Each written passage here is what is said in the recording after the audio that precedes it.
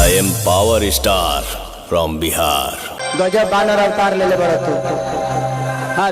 तो दोस्तों देखिए आज जिस गाने के ऊपर हम बात करने वाले हैं पवन सिंह का गाना है, जो कि पावर स्टार पवन सिंह आ गए हैं और गाना जो लाए हैं, गाने का नाम है कि एक प्यारी 100 पे भारी।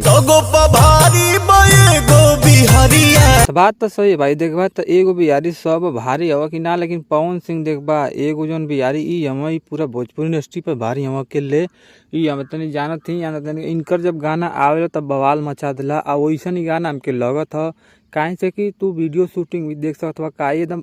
मजेदार एकदम डेंजर शूटिंग दियल गई भाई, जो कि देखला के बाद तोरी दिल में एकदम खौफ बन जाई। सही बात है। तो हाँ, तो तोरन के बता दी तो कोनो मूवी से कम ना, कहा से कि जितना भी सीन दिखाओ जाता है इतना जैसे मार काट एकदम वीडियो में दिखाओ जाता है, जौन बुझाता है साला एगो मूवी जी एक तरह से 5 मिनट के वीडियो बा, जैसे कि एगो गाने में बात समझ ला, लेकिन इनमें जितना सीन दिखाओ छिए एकदम समझा कि फिल्म वाली एकदम लोकेशन हम दियल गई, मतलब वैसे फीलिंग आवत है फिल्म वाली पिक्चर वाली, जो कि सुनला के बाद गनवा के बहुत मजा आ जाता। तो गनवा के अंदर से तो बताए थे मौरी तो एक गाना में ये वाला भाई लोग देखा लो पवन सिंह जो उनकी बहुत एकदम मजेदार बात कहना, मतलब इनके जो गर्लफ्रेंड भी है वो मतलब ये बात कहले पवन सिंह के कि तू अकेले बाड़ा और पूरा भोजपुरी इंडस्ट्री में जहाँ तहाँ मतलब शेर की तरह घूमेला पूरा दुनिया में, तोके केहू रोके वाला ना बात, तोके कोनो बात का डर नहीं है। तो यही बात पर पवन सिंह भी बताए ना कि चाहे कोनो कितना बढ़िया रंगदार होके सरवा, मतलब कितना भी बढ़िया रंगदार हो ओकरी पर हम अकेले भारी बानी, काहे से कि एगो पर 100 गो, मतलब कि एगो भी आई जो ना कि 100 गो पे भारी।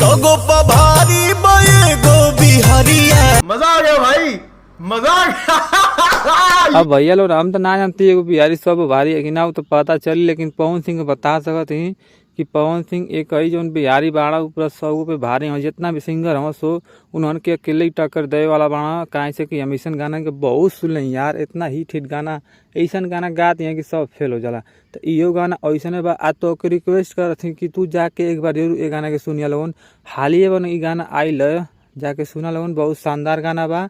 अब मजा आ जाता सुने में। चल चल चल चल गाड़ी स्टार्ट कर,